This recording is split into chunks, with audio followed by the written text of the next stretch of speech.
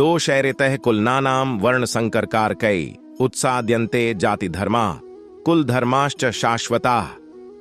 जो लोग कुल परंपरा को विनष्ट करते हैं और इस तरह अवांछित संतानों को जन्म देते हैं, उनके दुष्कर्मों से समस्त प्रकार की सामुदायिक योजनाएं तथा पारिवारिक कल्याण कार्य विनष्ट हो जाते हैं।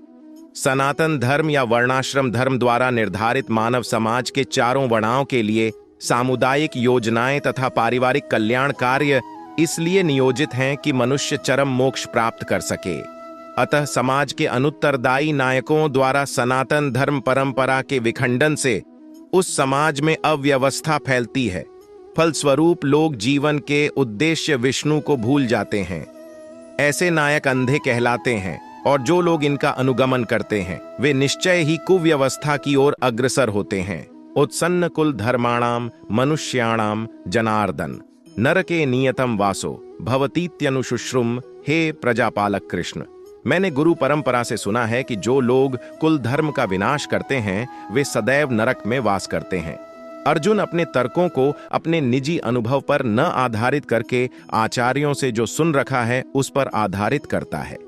वास्तविक ज्ञान प्राप्त करने की यही विधि है। जिस व्यक्ति ने पहले से ज्ञान प्राप्त कर रखा है उस व्यक्ति की सहायता के बिना कोई भी वास्तविक ज्ञान तक नहीं पहुंच सकता। वर्णाश्रम धर्म की एक पद्धति के अनुसार मृत्यु के पूर्व मनुष्य को पाप कर्मों के लिए प्रायश्चित करना होता है। जो पापात्मा है उसे इस विधि का अवश्य उपयोग करना चाहिए। ऐसा किए बिना मनुष्य निश्चित रूप से नरक भेजा जाएगा, जहां उसे अपने पाप कर्मों के लिए कष्टमय जीवन बिताना होगा। अहो बत महत पापम कर्तुम व्यवसिता वयम यद्राज्य सुखलोभेन हंतुम स्वजनमुद्यताः। ओह, कितने आश्चर्य की बात है कि हम सब जघन्य पाप कर्म करने के लिए उद्यत हो रहे हैं। राज्य सुख भोगने की इच्छा से प्रेरित होकर हम अपने ही संबंधियों को मारने पर तुले हैं। स्वार्थ के वशीभूत होकर मनुष्य अपने सगे भाई, बाप या मां के वध जैसे पाप कर्मों में प्रवृत्त हो सकता है। विश्व के इतिहास में ऐसे अनेक उदाहरण मिलते हैं, किंतु भगवान का साधु भक्त होने के कारण अर्जुन सदाचार के प्रति जागरूक है। अतः वह ऐसे कार्यों से बचने का प्रयत्न करता है। यदि माम प्रतीकारम शस्त्रम शस्त्रपाणयः धार्तराष्ट्रारणे हन्युस्तन्मे क्षेमतरम भवेत। यदि शस्त्रधारी धृतराष्ट्र के पुत्र मुझ निहत्थे तथा रणभूमि में प्रतिरोध न करने वाले को मारें तो यह मेरे लिए श्रेयस्कर होगा। क्षत्रियों के युद्ध नियमों के अनुसार ऐसी प्रथा है कि निहत्थे तथा विमुख शत्रु पर आक्रमण न किया जाए, किंतु अर्जुन ने निश्चय किया कि शत्रु भले ही इस विषम अवस्था में उस पर आक्रमण कर दें, किंतु वह युद्ध नहीं करेगा। उसने इस पर विचार नहीं किया कि दूसरा दल युद्ध के लिए कितना उद्यत है। इन सब लक्षणों का कारण उसकी दयार्द्रता है, जो भगवान के महान भक्त होने के कारण उत्पन्न हुई। संजय उवाच एव मुक्त्वार्जुनः संख्ये रथोपस्थ उपाविशत् विसृज्य सशरम छापम शोक संविघ्नमानसः। संजय ने कहा, युद्ध भूमि में इस प्रकार कहकर अर्जुन ने अपना धनुष तथा बाण एक ओर रख दिया और शोक संतप्त चित्त से रथ के आसन पर बैठ गया। अपने शत्रु की स्थिति का अवलोकन करते समय अर्जुन रथ पर खड़ा हो गया था, किंतु वह शोक से इतना संतप्त हो उठा कि अपना धनुष बाण एक ओर रखकर रथ के आसन पर पुनः बैठ गया। ऐसा दयालु तथा कोमल हृदय व्यक्ति जो भगवान की सेवा में रत हो आत्मज्ञान प्राप्त करने के योग्य है। तम तथा कृपया विष्टमश्रुपूर्णाकुलेक्षणम विषीदन्तमिदं वाक्यमुवाच मधुसूदनः।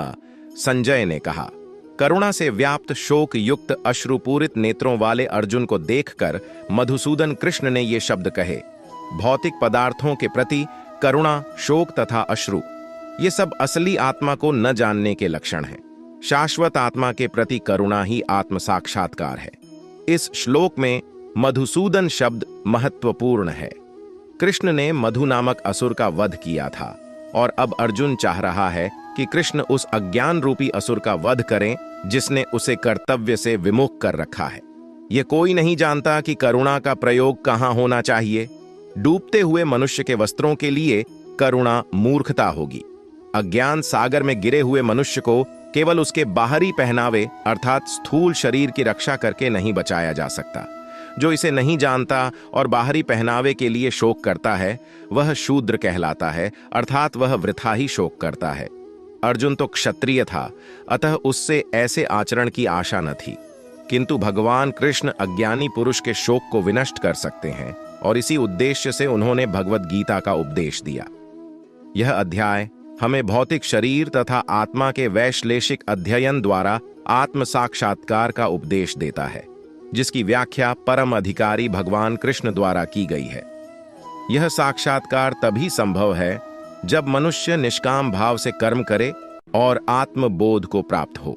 यदि आपको हमारी वीडियो पसंद आई है तो हमारा मनोबल बढ़ाने के लिए हमारे चैनल को सब्सक्राइब कीजिए, लाइक कीजिए, शेयर कीजिए और कुछ संदेश आप हमें देना चाहते हैं तो वीडियो पर कमेंट कीजिए। धन्यवाद।